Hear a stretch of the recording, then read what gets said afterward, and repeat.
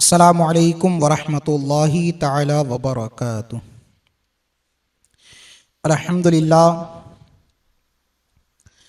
अल्हम्दुलिल्लाहि रब्बिल आलमीन वस्सलातु वस्सलामु अला सय्यिदिल मुरसलीन अम्मा बाद। फ़अऊज़ु बिल्लाहि मिनश शैतानिर रजीम बिस्मिल्लाहिर रहमानिर रहीम। इन्नल्लाहा व मलाइकतहु युसल्लूना अलन नबी या अय्युहल्लज़ीना आमनू सल्लु अलैहि वसल्लिमू तस्लीमा। अल्लाहुम्मा सल्लि अला सय्यिदिना व मौलाना मुहम्मदिन मादिनिल जूदि वल करम व आलिहिल किराम व इब्निहिल करीम व बारिक वसल्लिम। मुहतरम सामीन किराम, सीरत मुस्तफ़ा जान रहमत सल्लल्लाहु तआला अलैहि वसल्लम का दर्स जारी व सारी है। इससे पहले वाली गुफ्तगू में आप हजरात ने सुना कि मदीना शरीफ में मज़हब इस्लाम का सूरज तुलू होते ही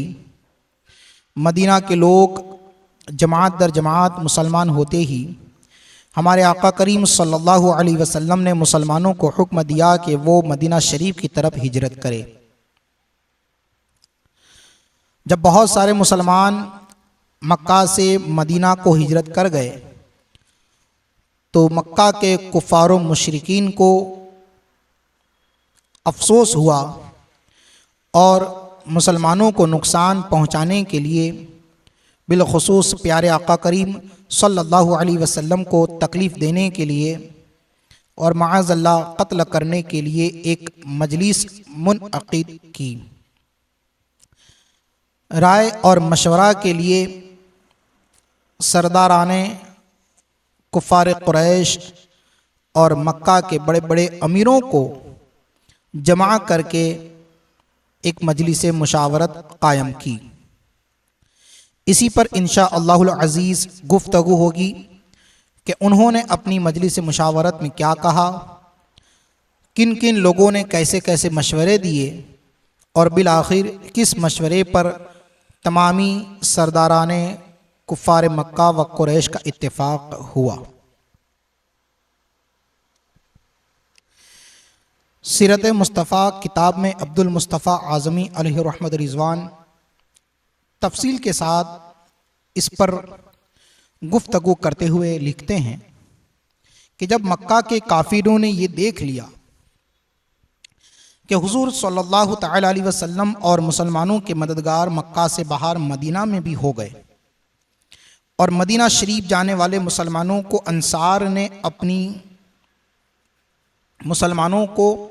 अंसार मदीना ने अपनी पनाह में ले लिया है, तो कुफ़ार मक्का को ये ख़तरा महसूस होने लगा कि कहीं ऐसा न हो कि मोहम्मद सल्लल्लाहु अलैहि वसल्लम भी मदीना चले जाएं और वहाँ से अपने हामियों की फ़ौज लेकर मक्का पर चढ़ाई न कर दें और हमें ग़ुलाम न बना लें या हमें कत्ल न कर दें। चुनांचे इस ख़तरे का दरवाज़ा बंद करने के लिए कुफ़ार मक्का ने अपने दारुन नदवा यानी पंचायत घर में एक बहुत बड़ी कॉन्फ्रेंस मुनअक़िद की और ये कुफ़ार मक्का का ऐसा ज़बरदस्त नुमाइंदा इज्तिमा था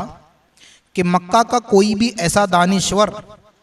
और बाअसर शख्स न था जो इस कॉन्फ्रेंस में शरीक न हुआ हो। यानी कुफ़ार व मुशरिकीन की एक बहुत बड़ी मजलिस मुशावरत कायम हुई और इस मजलिस में खुसूसियत के साथ अबू सुफियान, अबू जहल, उतबा, जुबैर बिन मुतइम, नज़र बिन हारिस, अबुल बख्तरी, ज़मआ बिन असवद, हकीम बिन हिज़ाम, उमैया बिन खल्फ वगैरह वगैरह तमाम सरदाराने कुरैश इस मजलिस में मौजूद थे। शैतान लईन भी कंबल ओढ़े एक बूढ़े शख्स की सूरत में आ गया। कुरैश के सरदारों ने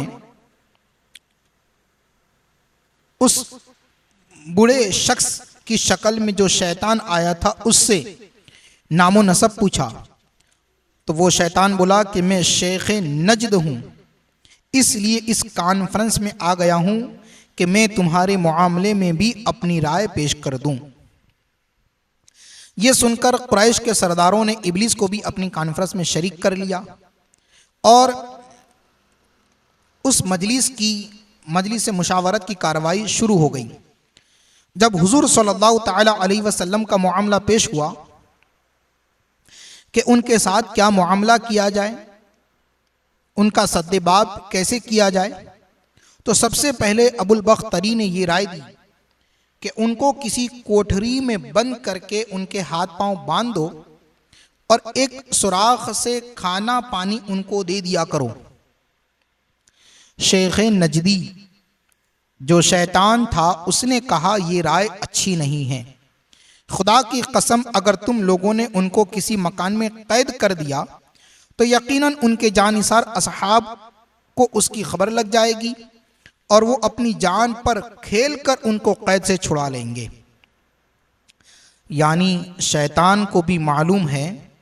कि सहाबाए किराम वो है कि जिन्होंने रसूलुल्लाह सल्लल्लाहु अलैहि वसल्लम पर अपनी जानों को निछावर कर दिया है। अल्लाह तबारक व ताला हमको इन सहाबाए किराम का मुहिब बनाए, उनका गुलाम बनाए। आगे अबुल अस्वद रबीआ बिन अम्र आमिरी ने यह मशवरा दिया कि उनको मक्का से निकाल दो ताकि ये किसी दूसरे शहर में जाकर रहें। ये अबुल अस्वद रबीआ बिन अम्र आमिरी का मशवरा था। आगे उसने कहा कि इस तरह हमको उनके कुरान पढ़ने और उनकी तबलीग इस्लाम से निजात मिल जाएगी। ये सुनकर शेख नजदी बिगड़ गया, गुस्से में आ गया और कहा कि तुम्हारी इस राय पर लानत। क्या तुम लोगों को मालूम नहीं कि मोहम्मद सल्लल्लाहु अलैहि वसल्लम के कलाम में कितनी मिठास और तासीर और दिलकशी है? खुदा की कसम, अगर तुम लोग उनको शहर बदर करके छोड़ दोगे तो ये पूरे मुल्क अरब में लोगों को कुरान सुना कर तमाम कबाइल अरब को अपना ताबे व फरमान कर लेंगे, ताबे फरमान कर लेंगे, बना लेंगे और फिर अपने साथ एक अजीम लश्कर को लेकर तुम पर ऐसी यलगार कर देंगे कि तुम उनके मुकाबला से आजीज व लाचार हो जाओगे। और फिर बजूज उसके कि तुम उनके गुलाम बनकर रहो, कुछ बनाए न बनेगी, इसलिए उनको जिला वतन करने की तो बात ही मत करो। आखिर में अबू जहल खड़ा हुआ, वो बोला कि ए साहिबो, मेरे जहन में एक राय है जो अब तक किसी को नहीं सूझी। ये सुनकर सबके कान खड़े हो गए और सबने बड़े इश्तियाक के साथ पूछा, कहिए वो क्या है? तो अबू जहल ने कहा, मेरी राय ये है कि हर कबीले का एक एक मशहूर बहादुर तलवार लेकर खड़ा हो और सब यकबारगी हमला करके मोहम्मद सल्लल्लाहु अलैहि वसल्लम को कत्ल कर डाले। इस तदबीर से खून करने का जुर्म तमाम कबीलों के सर पर रहेगा और जाहिर है कि खानदान बनु हाशिम इस खून का बदला लेने के लिए तमाम कबीलों से लड़ने की ताकत नहीं रख सकते, लिहाजा यकीनन वो खून बहा लेने पर राजी हो जाएंगे और हम लोग सब मिलकर आसानी के साथ खून बहा की रकम अदा कर देंगे। इस तरीके से हम मोहम्मद सल्लल्लाहु ताला अलैहि वसल्लम का खात्मा कर देंगे